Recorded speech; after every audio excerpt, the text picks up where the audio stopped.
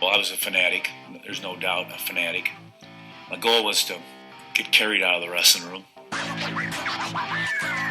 because of exhaustion, and it never happened. The thing it did for me every day about 6 o'clock is that when I got out, I looked back in and there was nobody else there. Bottom line was I didn't reach my goal. So guess what happened? I went back in the room again. But I got some quality time because of just some kind of a fanatic goal. Welcome back to Wrestling Changed My Life podcast, where we interview folks who have had experience with wrestling in the past and have used the lessons that the sport teaches to achieve success later in life. Welcome to today's episode. This is your host, Ryan Warner. Today's guest is former coach Bill Lamb. Coach Lamb led the University of North Carolina wrestling team for over 30 years, winning 14 ACC titles along the way. And he brought this program, folks, from oblivion to a perennial contender, coaching national champions, All-Americans, you name it. He now is a keynote speaker with his Impact and Legacy Summit, where he teaches organizations about leadership, about attitude technique. And in this episode, we cover a lot of ground. First of all, we cover what it was like to bring the program from, as I mentioned earlier, oblivion to a perennial contender and the obstacles he had to overcome. We talk about an interesting spat he had with legendary coach Dean Smith and how that went on to form a lifelong friendship. And we go into his thoughts on attitude technique.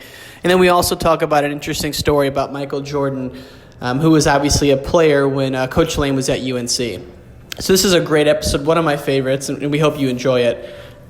For more episodes, please visit WrestlingChangeMyLife.org. If you're listening to this now, please leave us a rating or subscribe on iTunes. It really helps us a lot. And that's it, folks. Sit back and enjoy this episode with Coach Bill Lamb. All right, Bill Lamb, welcome to the podcast. How are you? I'm great. Thank you so much for having me. Anytime. I'm excited for this. I know you have quite the career. You're doing a lot of corporate speaking engagements now. You spent 30 years as the head coach at University of North Carolina, but a lot of people sometimes forget that before that you were a wrestler and wrestled at Oklahoma, I believe. And so I'd love to just start with a background on yourself and kind of how you got up to the point where you were considered to be the head coach at UNC.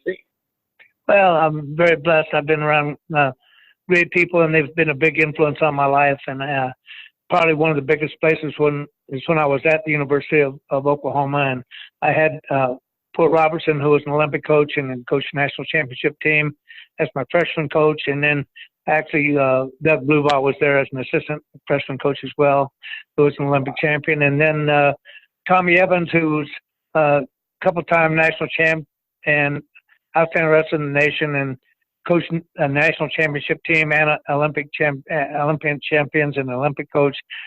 They taught me such great principles, and they were such good people that I was just very fortunate to be in that room. We had great people in the room. We had Wayne Botman, was the captain of the team then, and he went on to be on the Olympic teams and Olympic coach.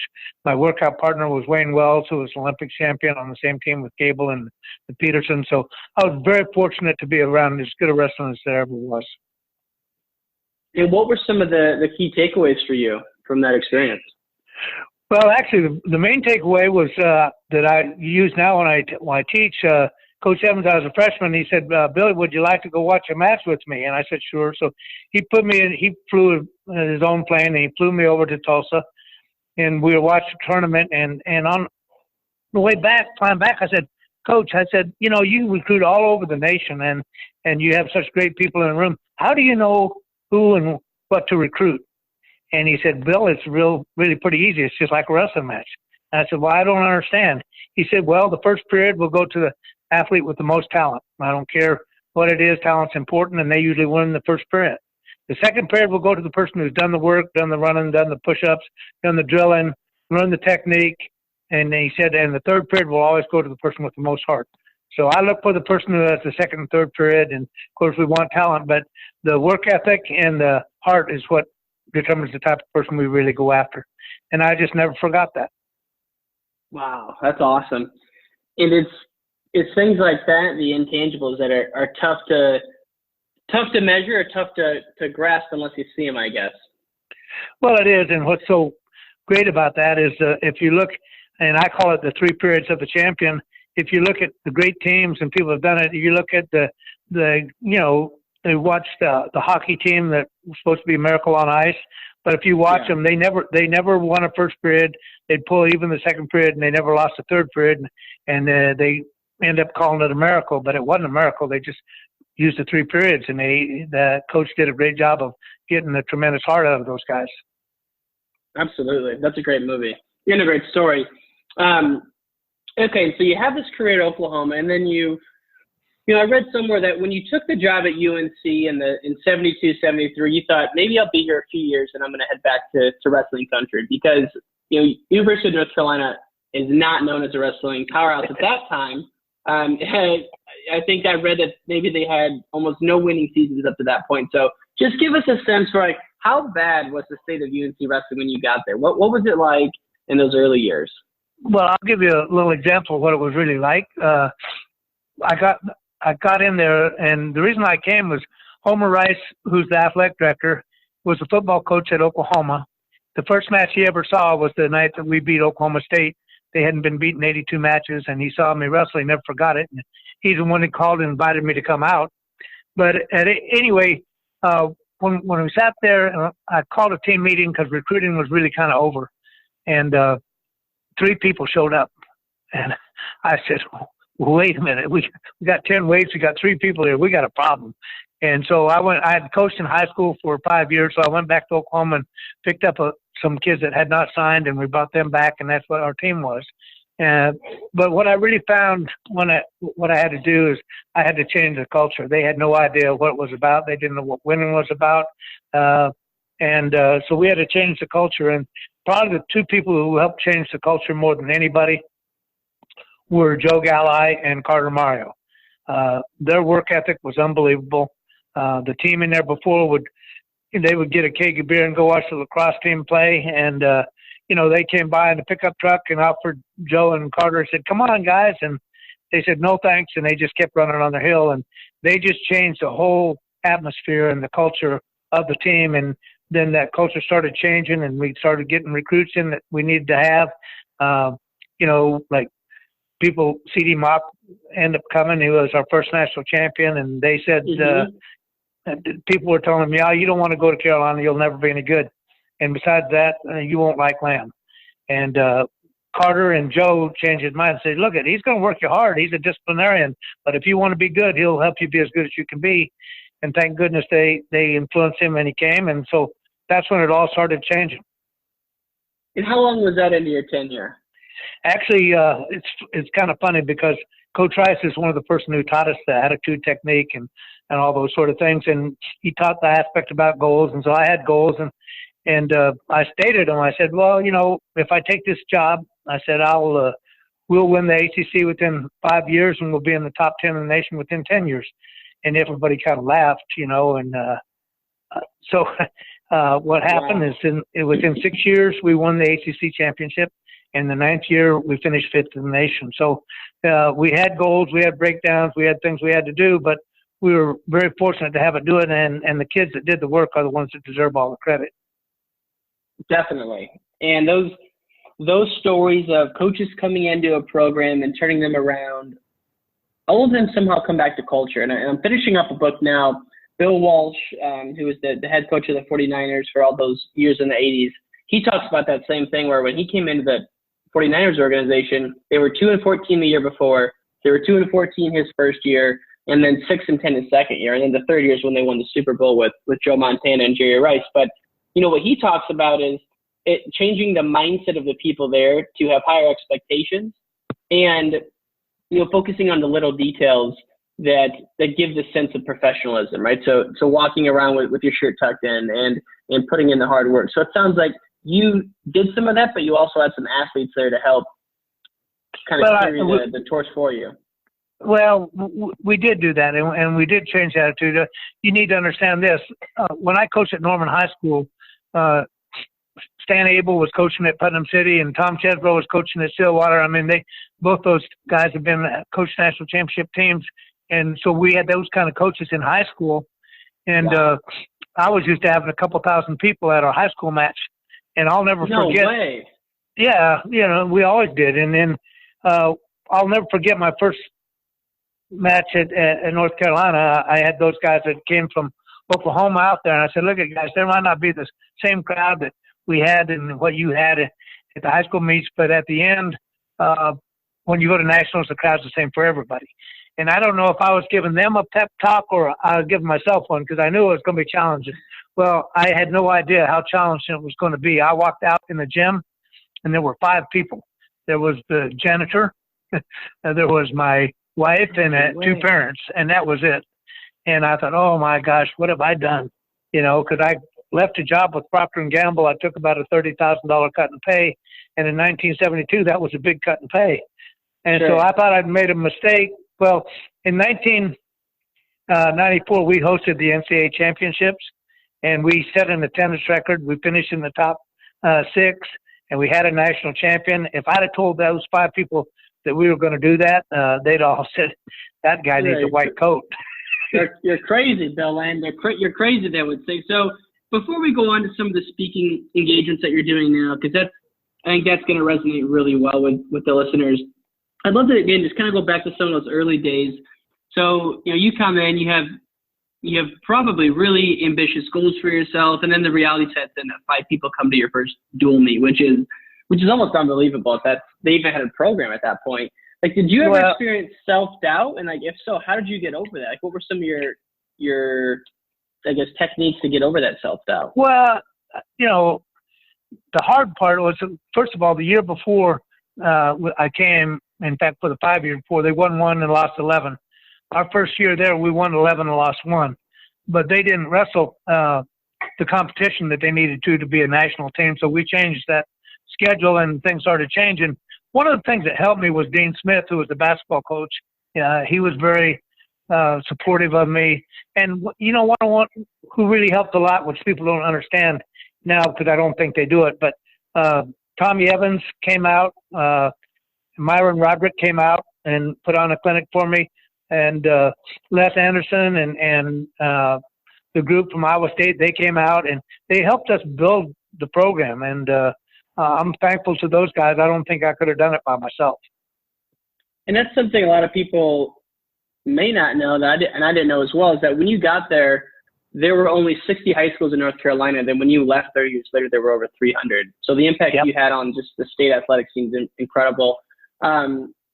Just real quick, so you mentioned Dean Smith, and I was waiting for an opportunity to shoehorn this in. But I read that, I don't know if this was early on in your career or not, but you know, you passed Dean Smith in the hallway and you asked him where he's going, and he said he was going to a coaches summit. And I think he said something along the lines of, why are you going there? You're already one of the best coaches. And, you know, he said, well, you always have to keep learning, which sounds self-explanatory now, but could you maybe just tell us that story? I thought that was really interesting. Well, yeah, that was a great aspect. You know, what's really funny is he was the coach at the Air Force Academy before he came to North Carolina, and they didn't have any facilities yet. It was too early. And my dad was the athletic director, associate athletic director at the University of Colorado, and he provided those things for Coach Smith. I didn't know that. I didn't know that Dad even knew Coach Smith. And I found out later they used to play golf together. So anyway, he's probably one of the guys of the highest esteem and still is in the state of North Carolina. And I saw him exactly like you said. We were passing the hall. I said, hey, Coach, how you doing? He said, great. I said, where are you going? He said, I'm going to a coach's clinic. I said, you're going what? He said, I'm going to a coach's clinic. I said, Coach, you're the best coach. You're the winning coach in the nation. What are you doing going to a coach's clinic? He said, Bill, he says, you don't understand. I'm not going to change my philosophy. I'm not going to change what we really do. But if I pick up one little thing, that one little thing makes a difference of being able to stay on top. So that was a great lesson, and a lesson that we teach in our leadership aspects as well. And it's one that he shared with me. And so I kept trying to just learn one little thing. You never stop learning. You never stop growing. And that makes a difference in your success. That's awesome. What a cool story. And you have to be fortunate to be, you know, around someone who has that type of mindset, that type of mind for coaching and leadership as Coach Smith does. And I know a lot of people would say the same thing about you. Well, I appreciate that. Well, here's what's so funny. I'll tell you a funny story, because the first night for our first match, he was mad at his team, and we wrestled the same place they played basketball, and they were having practice. I was waiting for practice to be over so we could put the mat down. And, having come from Oklahoma, we outdrew basketball. So, I was thinking, okay, it's time for you to get off. And so he didn't move. So I kind of walked down some stairs, and he looked over at me. He says, "We're not done, and when I'm done, I'll tell you." And, I'm 29 years old, so the hair on the back of my hair goes up, and I'm getting angry, but I know better than to cause a scene in front of athletes, so I left. And then we had that night and 5 people there. But the next day I was still upset, so I went to his office and I knocked on the door, and the secretary says, "Yes, can I help you?" And I said, "Yeah, I'd like to see Coach Smith." She says, "Do you have an appointment?" I said, "No, I don't have an appointment. I coach here. I'd just like to see him." She said, "If you don't have an appointment, you can't see him." And I'm getting hot. And he hears my voice. He said, "Bill, is that you?" I said, "Yeah." He said, "Well, come on in." So I came in, and I closed the door behind me, and I said, if you ever talk to me like that in front of people again, I said, you and I are going to go at it. And what I didn't realize who he was at that point in time, he could have just said, "Well, Bill, we don't have wrestling here anymore." And they wouldn't have. But to show how big a man he was, he said, "Bill, I'm sorry. I'll be glad to write a note to your team." I said, "No, I just want wrestling accepted here like the other sports." And from that point on, everywhere he went, he'd put his arm around me. He said, "This is going to be our next great sport at Carolina." So he was a big factor in terms of us being successful. That's a great story, but what's even more apparent is that you just went right to him, and that's just the kind of person you are. A lot of people would sit on that, and they start to make up stories in their mind and start to create all these assumptions, but you just went right to him the next day and shot him straight. That's amazing. Well, that's kind of raised that way. That's just how you are. Well, sometimes that's good and sometimes that's bad, but yeah, I can't help who I am. I was taught to stand up for what I believe in, and that's what I'm going to do. I love that. And just real quick, I'm kind of interested in this. So what kind of sway did Dean Smith have at UNC at that time? Was he like kind of just, that was like the premier sport, right? Basketball at that time? It still is here at this school. I mean, it's basketball first and football second.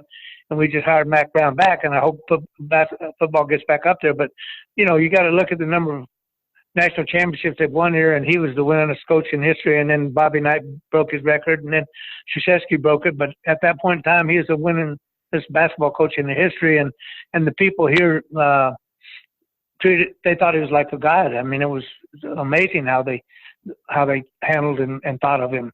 Wow. What's also amazing, in his first year, they hung him in effigy. So to make that transition, because he didn't win at the first, and so to make that transition to become the most popular coach ever is pretty big. Man, that's a lot of standards to come in and expect something right away like that. That's pretty crazy to hear.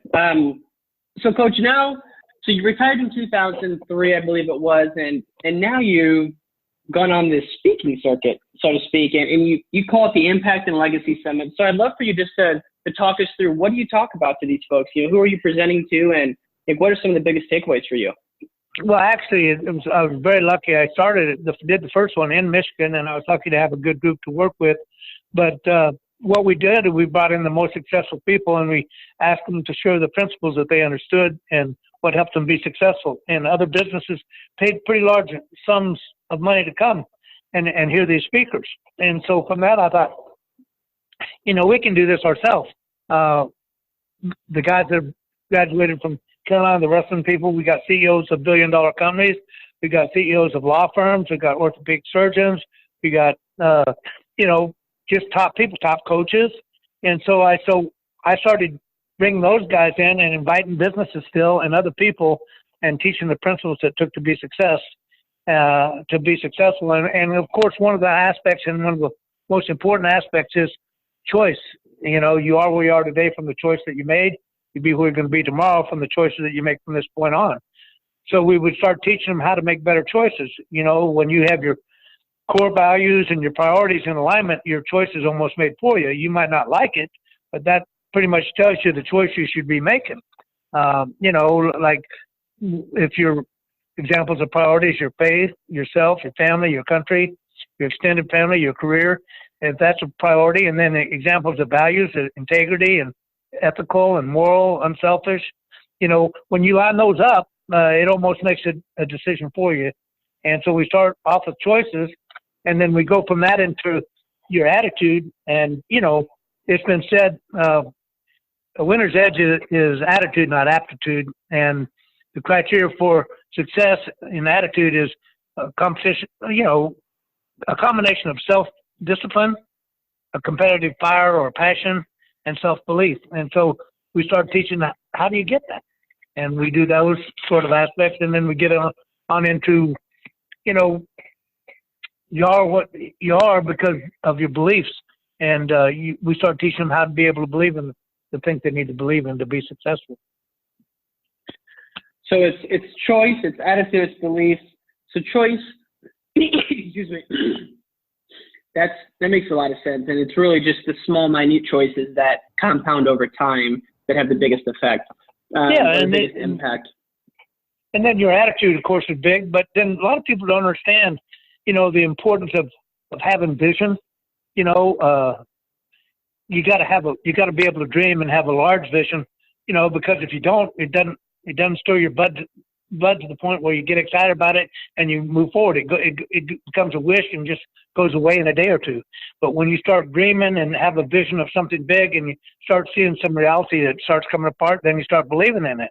And, you go from that in your vision and we teach them how to do it. Short-term, long-term, intermediate goals and how that affects your vision. And so we start teaching these same principles that you need to have to be a successful athlete and how it applies in the business world. Okay, I'm loving where we're going here. I just want to make sure I'm following. So the attitude piece, let's go back to that real quick. So you pretty much break down attitude as being a combination of self-discipline, you having that internal fire, that internal drive, and then self-belief. Is that right? Yep. Okay. And it's interesting, almost every successful person, I'm gonna go out on a limb, coach, and say every successful person, they have an enthusiastic, upbeat attitude. They're positive, and the way they handle external events that others perceive to be negative is a little bit different, right? They see things differently than most people do, and keep that positivity in mind. I think throughout their journey and that's something that is almost always consistent across successful people, no matter how you define that. Well, you're right. And that's why I want to give so many other people credit for the success I was able to have, is because having an assistant coach like Mark Manning for 8 years, just when you are where you hang around and to have his positive influence. I mean, he'd come into work, because I'm a little bit grouchy, and he'd come into work every day and smiling and looking, said, "Great day to be alive," and he would just keep me loose enough that I would handle the guys a little bit different. And he just had unbelievable positive attitude and was able to portray it and live it every day. And I think that's one of the reasons he was such a big influence on Jordan Burroughs. He just has that, and I was thankful to have him as assistant for that many years. Yeah, I honestly didn't know that he was an assistant for you. I thought he wrestled for you. So that's an amazing hire you did there. When did he join the team? He coached for me. He was there in the 80s. I'd say about 86 through 93. He was there about 8 years, and then he went and he ended up being assistant at Oklahoma and worked with USA Wrestling. And then he got the Northern Iowa job, and then he got the Nebraska job. But we stay in touch with each other at least once a week, and I had to try to keep him fired up and be an encourager to him, and he still does the same for me. So it's a relationship and a friendship that will last for a lifetime. That's awesome. Wrestling has a way of doing that, in sports in general, but wrestling really seems to do that. Okay, so I just want to kind of go back to your philosophy here, and the reason I'm asking is I'm in goal setting mode now for 2019. So selfishly, I wanted to have you on to just talk about your thoughts on what principles are consistent across successful people, but also what are some of your internal beliefs and how do you catalog that in your mind? And so you've mentioned choice, you've mentioned attitude, then you get to the beliefs and vision part. Just talk to us about that a little bit. What goes into that, and what do you talk to people about when you get to this part? Well, I think the vision part is you have to be able to, like I said, dream a little bit big, and then you have to break it down into it and make it goals. If you don't have goals, and you don't understand how goals really work, I can almost assure you will not be successful. You have to have short terms, intermediate, and long-term goals. And short terms are things that you have to do daily that keeps you fired up, that keeps you believing you can get to the next step. Then the intermediate goals are, 5 or 6 weeks, a month, 2 months down the road. And again, you got to keep score, see how you're doing, and the daily ones keep you going. And then you have to have long-term goals, and what you do by, a lot of people say, yeah, I got goals. I said, oh, do you? I mean, this is one of the things that Rob Cole taught me the hardest on when he was a wrestler. I said, because I'd make everybody, they had to write their goals down, and they had to bring in to and tell me why they think they could do it and what they couldn't do. And he said, Coach, I don't like to write down goals. I said, well, I don't care if you like to or not. It's part of being on this team, and you're going to do it. And so what's so funny about that now is he's such a big believer in that. He makes his team do the same thing. I said, wonder how they're going to react to that, bro. But it's a huge aspect, because just saying them, they don't become reality. Writing them down, it affects a part of your brain, it affects your believing, and then you got to read them every day. When I ask people, I say, okay, how many believe in goals? All the hands go up. I said, how many write them down? About half the hands go up. I said, how many read them every day? And about 3 or 4 hands go up. And that reading them every day is what keeps your belief up. It keeps your work ethic up. It keeps you going and going in the direction that you need to be going. That's great that you touched on that at the end, because let's say there's a person that does write their goals down, but then they start out hot, things are going well, and then month 2, for example, they hit a lull. And whether it's sales aren't going well or something in their personal life isn't going well, they're not feeling at 100%. They're just not feeling upbeat. They're not feeling good. They're not excited. And I think the thing you just mentioned that's so key is that reading those vision goals every day gets you excited about the journey and about the process. And then you can go back to your daily goals, because that gets you going. And so it sounds like you have the short, that's a daily goal. Then you have the intermediate goals and the long-term goals. How are you, I guess, just kind of taking it a step further, peeling back the onion a little bit? So you're big on tracking those and reading them every day. Anything else you'd mention on this piece around goal setting? Yeah, I think it's important to keep score, in terms of those things. When you get it, check it off. You got to celebrate wins. You got to learn from losses. You got to understand time management. You're only given so much time. And what do they say? The bad news is time flies. The good news is you're the pilot. So, how you control your time, the things that you do, your priorities, all those things tie together in terms of your long-term vision, plans, and goals in terms of where you want to go for your life. And that, to me, I know that's why Joe Galli is CEO of a billion-dollar company. To me, that's why Carter Mario is the CEO of 5 different law firms. That's why Doug Weiland, national runner-up, is one of the top orthopedic surgeons in the whole United States. Rob Cole, why he's one of the most successful coaches are, because he's gone through all of that, and he knows that, and he teaches that, and all those things will keep your team performing at the level they should. They'll keep you performing at the level that you should, and it's a process. Yep, it's something you can't avoid, and almost, again, no successful person, regardless of how you define it, is going to say that they don't have goals or they don't have a vision.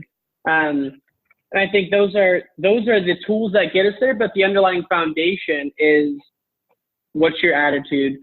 What are your routines? What are your habits? I'm big on habits, because that's obviously, show me your habits, I'll show you who you are, so to speak.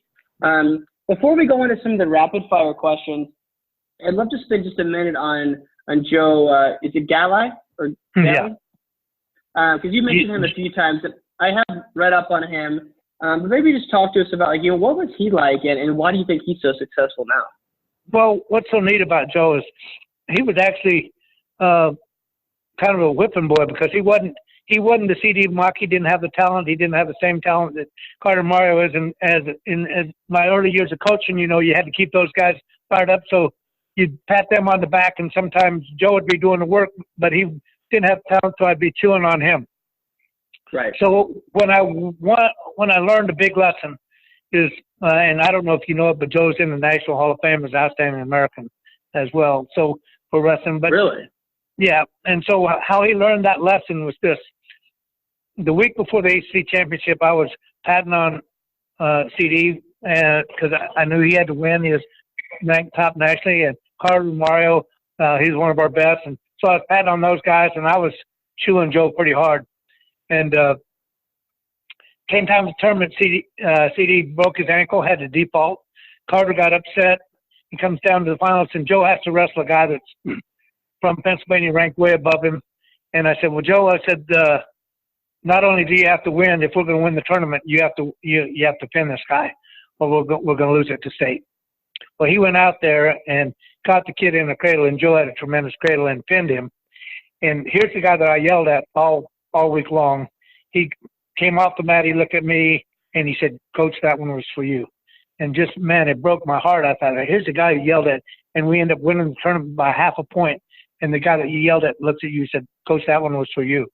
And so, that was a big lesson I learned, and I'll always be thankful to him doing that. And then, to me, that's why he's gone ahead and been so successful and done the things that he's done.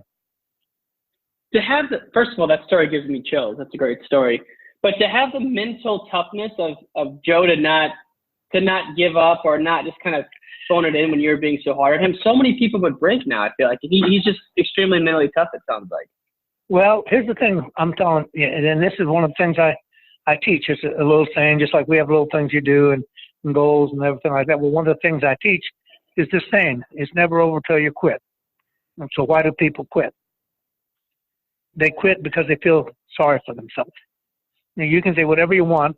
The marathon runner, when he quits, it's the pain of the, whatever it is, whether the disappointment in the sales loss, whatever. Whenever a person quits, it's because they feel sorry for themselves. So how do you get over feeling sorry for yourself? You get thankful. Because whenever you're thankful, your brain will only think one thought at a time. So when you're thankful, you can't feel sorry for yourself. And when you start looking around and see where you are in comparison to everything else and the health that you have, you got no reason you can't be thankful. And so when you start to get thankful, the feeling sorry for yourself goes away, and you get back up to the level you belong. Amen. Amen, Coach Slam. Let's go. I'm getting excited here right now. You're getting me going. Okay, so let's shift into some rapid fire questions. So these can you can answer them in a sentence or as long as you want. But the first one here I wrote down. It's kind of ironic. We were just talking about goal setting, but so when you think about goal setting, do you believe people should set goals based on outcomes or based on effort? So here's an example. Should your goal be to be the national champion, or should it be to have consistent days of practice 6 days a week for 6 months, or is it a combination of both? Because we can't control the outcome, but we can control the effort. So what are your thoughts on that? Well, I agree with that. They're both important, but I think it's extremely important that you take care of the daily ones, and the ones later on will take care of themselves. But it doesn't matter if you don't do the daily ones and the work and the ethics and stuff like that. You can have that other one. It's like a day. It isn't going to happen. But if you don't have that long-term one to aim for and something that keeps you fired up, something that you have that passion to get to, then you won't get it either. Yep. Okay. And I think that's more so what I'm reading now, and what my philosophy is going to be for 2019 is you have the vision goal, salesperson of the year, national champ. All right, but what does that actually mean? Well, it means that you have to win 5 matches at the Nationals, or it means you have to sell $2 million. Okay, so that's what it means. So what are we going to do to get there in the next quarter, then the next week, and the next day, so to speak? So I think that's something that I'm seeing more and more of, and I just love your kind of backing of that. It helps bring some credibility to it. Okay, next question. So you had a 30-year run and have had say 16 years in public speaking. So what's something you do every day no matter what, or you did every day no matter what, whether it's, hey, no matter what, I'm going to meditate every day, or no matter what, I'm going to spend a few minutes in prayer, or whatever, like maybe it's getting a workout in. What were some of your daily habits that you did pretty much no matter what? Well, they've changed as I've matured. I used to be a little bit of a wild guy, but I came around and I found out what's really important, and I became a pretty strong Christian, and so I never start a day without praying and giving thanks and trying to say, okay, what can I do to make somebody else's lives better? And so I never start a morning without that. Got it. And I think I'm just writing that down here. I love that answer. And I think even if someone isn't a religious person, spending a few minutes just in thought without their phone, it could maybe accomplish the same things. Okay. And so you hit on this a little bit when you were telling the story about Joe and how you said, hey, maybe I wish I would have done things better. I think more broadly, just about your coaching life and about the leadership. And when you think about the leadership lessons you've learned, what's some things now you wish you knew when you were, say, my age, when you were 29? What are some things you might change or might know? Well, again, I'm blessed because of the type of people that have been in my life. I'm going to give you a little background here so you begin to understand how blessed I've really been. My dad, like I said, was the leading ground gainer in the nation in football, which means that's like the Heisman Trophy winner. That was clear back in 1935. In my backfield in one high school, I had Hale Irwin, who's a pretty good golfer, won the National PGA. I had Dick Anderson, who played on the only undefeated teams of Miami Dolphins with the defensive back and the outstanding player in the game. And Bobby Anderson, who was a quarterback for the Denver Broncos before Elway came there. So we were all four in one high school. That's pretty good. So you think, well, you can't get better than that. Then I get to Oklahoma. And, I have my friends are like Steve Owens, a Heisman Trophy winner, and my coach as good as they get, and my workout partner as well, Wayne Wells, Olympic champion. So they're in my life, and I think, well, I can't get better than that. And I get to North Carolina, and I work with Dean Smith. My first person in my class that I ever taught was Lawrence Taylor, who's as good a football player as there's ever been. And then my boys, I didn't make that much money coaching, but how many boys get to play basketball or horse with Michael Jordan? So they got to do that. So, so then again, I'm thinking, wow, unbelievable the people that have been in my life. And then all of a sudden life hits me and I become a Christian. And the next thing I know, I'm sitting in the front room with Billy Graham and I do talks with Ann Graham lots, his daughter. And so just wherever I've been in life, God has really been good and put unbelievable people in my life. And I've been thankful to learn from them. And my job is to make people just a little bit better and encourage them. I think I'm supposed to be an encourager and help people be a little bit better than they were before I met them. And I think that's why you've been so successful, is that you provide value to people and you're trying to help others. And I think so. If we tied it back to the original question, and so you've had all of these experiences, you've been around all these incredible people, and I think it just shows how important the people you associate with are. What's something now that maybe you didn't know when you were my age or even in your early 30s? And for example, maybe you wish you had more patience then or didn't stress about the little things. Or is there anything in particular that stands out that you wish you knew back then that you know now?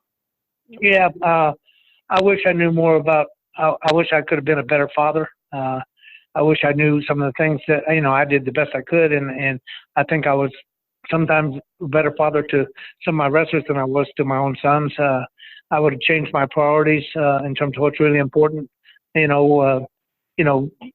When it comes really right down to it, is my priority list when I left. So I got God first, my wife second, my family third. And if I'd have started doing that before, I think I could have been even more successful and helped more people.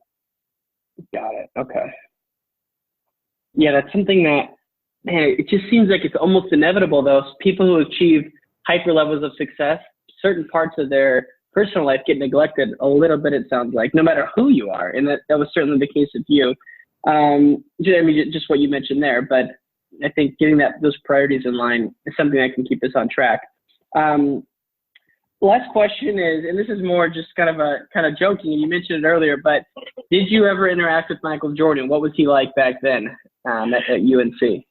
Well, Michael Jordan has unbelievable talent, but what people a lot of times, and I've had him in what a lot of people don't realize, that he was cut from his junior high school team, and his high school coach told him, say, look, if you'll do everything I tell you, I'll let you come back on the team.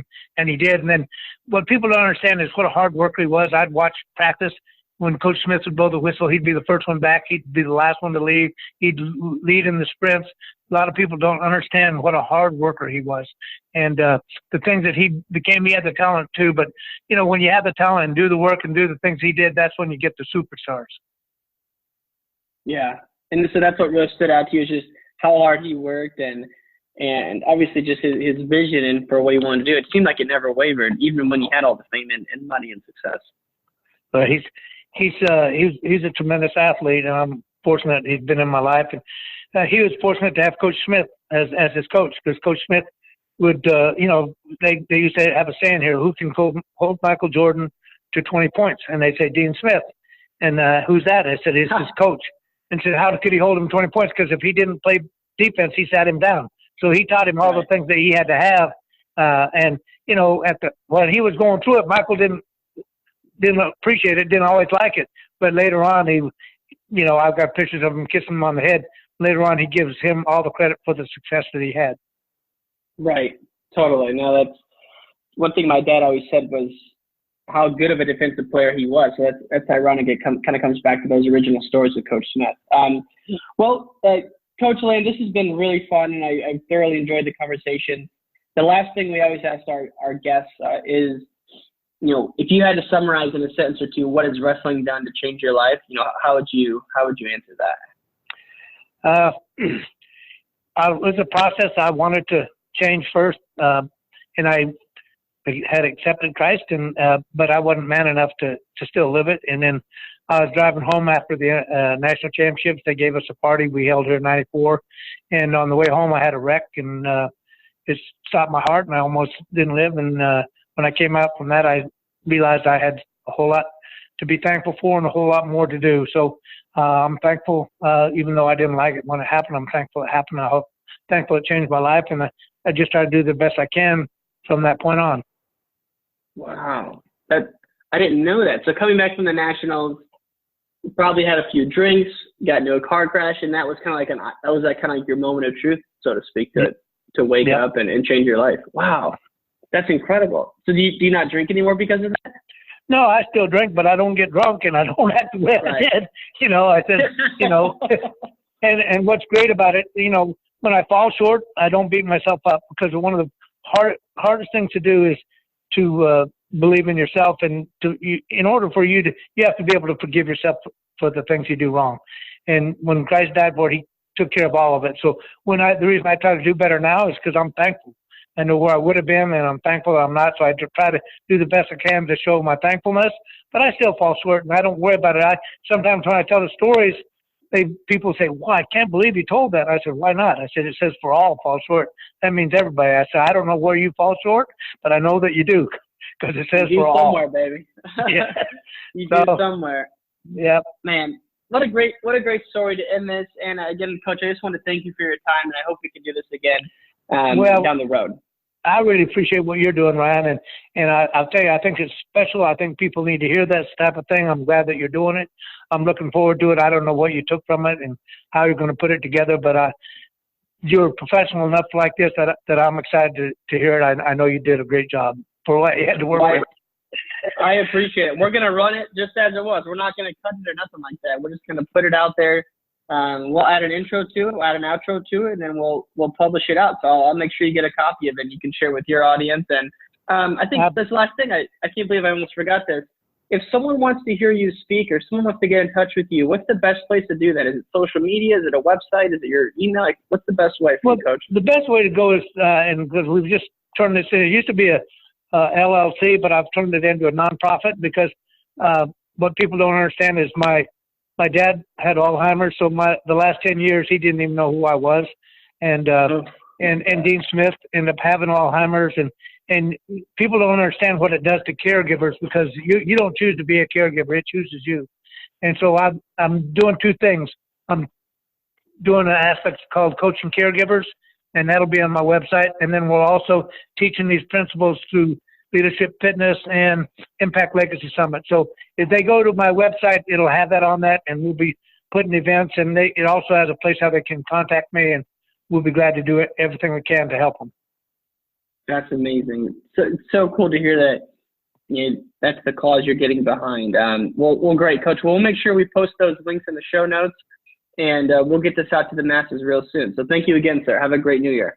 Thank you, Ryan. Good luck to you this year, and I know you're going to do great. That's the end of this episode, but definitely not the end of the show. For more episodes, please go to wrestlingchangemylife.org. Subscribe to us on iTunes. Give us a star rating. Show the love, baby. Show the love.